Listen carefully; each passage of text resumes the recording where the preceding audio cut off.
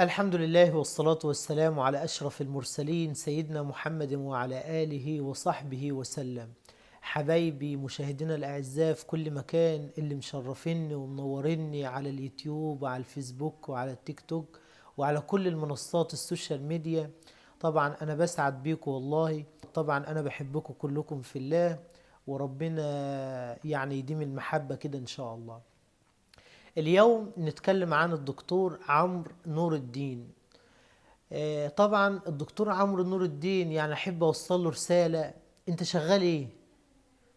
انت شغال ايه عشان خاطر كل يوم والتاني تجيب حد تشتمه وتهزاه؟ يا عم خليك في حالك. يعني انت راجل، بتقول ان انا داعية. خليك في شغلك. انت لا اعلامي ولا صحفي عشان خاطر كل يوم تجيب لي واحد تشتمه. طبعا انا مش هتكلم عن حد، انا هتكلم عن نفسي. طبعا الدكتور عمرو نور الدين يعني من ضمن الناس اللي اتكلمت علينا في الترند، انا وزوجتي. طبعا انا احب اقول له يعني انت يعني ما تفرقش كتير عن ريهام سعيد. يعني احنا قلنا في الحلقة اللي فاتت ان ريهام سعيد عايزة تعمل ترندات وخلاص، بس انت المفروض يعني ايه، ما تعكش الدنيا وتتكلم على كل واحد شوية انت ما تعرفش عنه حاجة. انت سبق ومن 5 سنين او 7 سنين كان مستضيفاني جريدة اليوم السابع. وجيت طبعا ما شاء الله كان الفيديو كان جايب نسبة مشاهدة عالية على اليوم السابع. فطبعا الخلفية ورانا كانت جميلة. فهو بقى ايه قال لك؟ ده الخلفية دي ايه؟ هم قاعدين في مسجد. يا عم احنا قاعدين في مسجد، قاعدين في الشارع، انت مالك؟ انت خليك في نفسك. وانا بس انا طالع النهارده عشان خاطر اوضح لحبايبي اللي شايفيني ان ده مش طالع عشان خاطر ينصح مصطفى ولا ينصح احمد ولا محمد ولا محمود. ده طالع عشان خاطر ياخد نسب مشاهدة على جفا الناس. لان انت بقى لما هتيجي بقى في الدين بقى، مع ان انا يعني انا مش بعترف بك اصلا. لان انا والله العظيم يعني انا استخسرت ان انا اخش اتفرج عليك. يعني انا استخسرت فيك المشاهدة اللي انا هديها لك، واتمنى الفيديو ده يوصل لك. بس انا الناس كلها قالت لي ده بيقول عليك 1 2 3. طب انت ازاي تتكلم عني من غير ما تعرف عني حاجة؟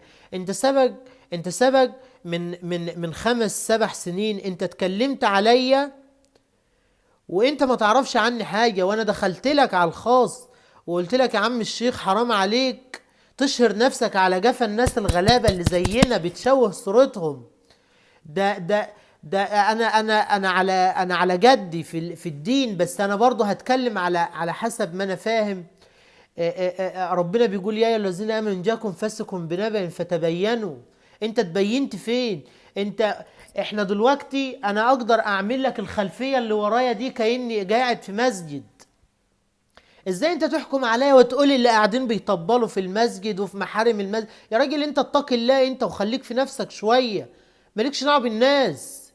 دع الملك للمالك. انت وجاي تتكلم عن، انت تعرف عننا ايه عشان خاطر طالع تتكلم؟ يعني انت ينصح نفسك. وبعدين يا حبيبي الفاضل، انت لما انت شايف ان الاغنية بتاعتنا حرام وما ينفعش، انت حاطط صورتنا ليه على الفيديو بتاعك؟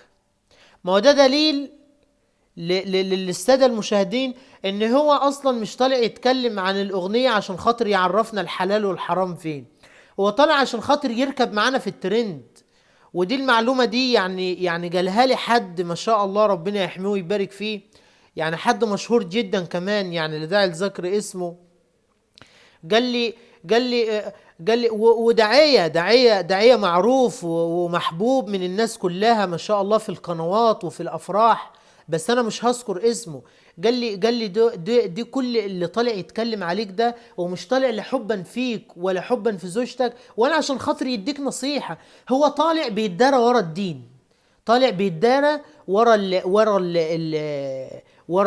اللحية بتاعته، واخد بالك، وعامل ان هو بينصحنا. طب مش المفروض ان النصيحة على الملأ فضيحة يا عم الشيخ عمرو نور الدين؟ لما هي الاغنية بتاعتنا حرام وما ينفعش ان احنا نقولها وما ينفعش ان هي تشتغل، حاططها ليه على الفيديو بتاعك؟ ما احنا بقى لازما بقى انت بقى ترد عليا بقى في الموضوع ده. انت اول ما تفتح الفيديو كده بتاع عمرو نور الدين يجي لك ما بروحش مكان غير لما اتوضى واصلي. طب يا حبيبي لما هي الاغنيه حرام ابعد بعيد عنها. لما هي الاغنيه حرام حاططها ليه عنوان على الفيديو؟ ولا انت بتشد انتباه المشاهد عشان خاطر يخش يحسب لك نسبه مشاهده؟ يبقى انت بقى انت مش عايز بقى تدي رساله لمصطفى. انت لو عايز تدي رساله لمصطفى والله العظيم بفضل الله انا رقمي تقدر تجيبه من اي مكان، هترن عليا يا استاذ مصطفى اللي انت عامله ده غلط. والله العظيم حتى لو انا يعني على فكره انا يعني عايز برضو اعرف برضو حبايبي، انا على جدي على فكره في الدين وبستفاد من اي حد وبحب اللي ينصحني، بحب اسمع له حتى لو عيل صغير. يعني انت يا اخي لو شايفني انا غلطان في حاجه انصحني لوجه الله. لكن انت اتق الله، انت عمال تتكلم على ناس، يعني مش عايز اقول لك هم اشرف منك 50,000 مرة.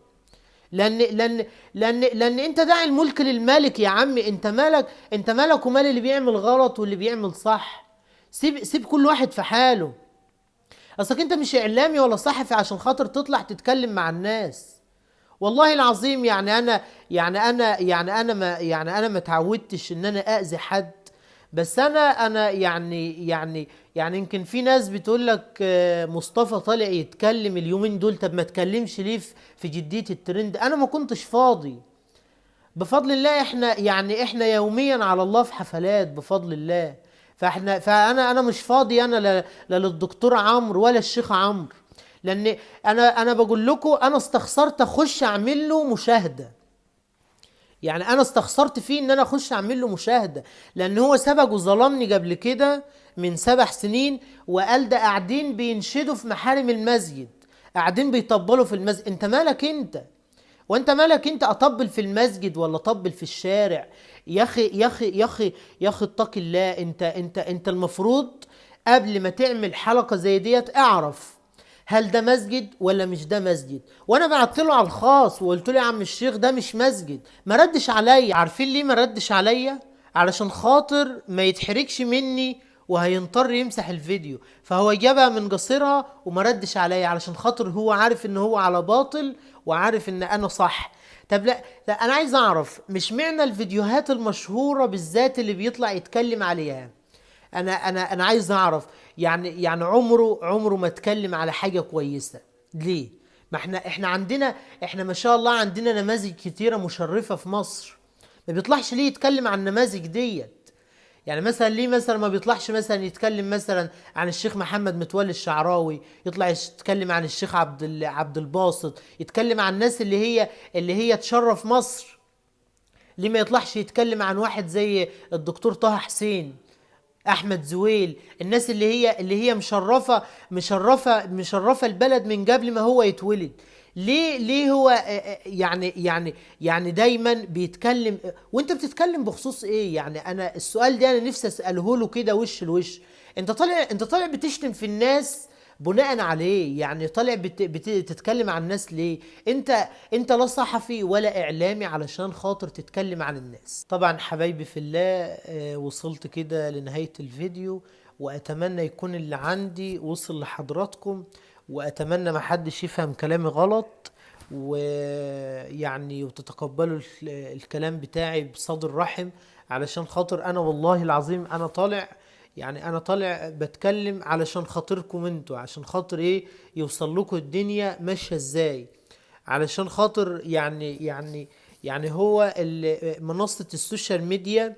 يعني في ناس كده هي عايزة تعمل اي حاجة في اي حاجة، مش مهم على جفا مين ولا على حساب مين. المهم ان هو في الاخر الفيديو بتاعه يكون واصل مليون مشاهدة على اليوتيوب، ويكون واصل 5 مليون. والله العظيم والله العظيم أنا ما في دماغي السهاري ده كلها دي. وبفضل الله بفضل الله إحنا من قبل الترند، وإحنا بفضل الله مشهورين وبنطلع أفراح وكل حاجة. يعني قبل أغنية ما بروحش مكان دي إحنا لنا أغاني كتيرة بفضل الله. بس برضه عشان أحب أعرفكم في نهاية الفيديو، الناس اللي طلعت اتكلمت علينا دي كلها، اللي هي كانت بتغلط فينا، هي الناس دي طالعة علشان خاطر الأغنية ما شاء الله يعني خدت نسبة مشاهدة عالمية.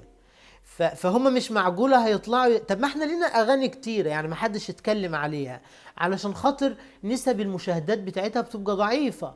لكن هو بقى الكل بقى ايه، عايز يتكلم على مصطفى ومش عارف ايه. يا جماعة يعني انصحكم نصيحة، قبل ما تتكلموا على حد عاشروه اعرفوه. والله العظيم احنا عمرنا ما اذينا حد. وانا كل اللي قال عليا حاجة وحشة انا مسامحه لوجه الله. واتمنى كل اللي قال عليا كلمة وحشة انا وزوجتي ربنا يجعله في ميزان حسناتنا. والسلام عليكم ورحمة الله وبركاته.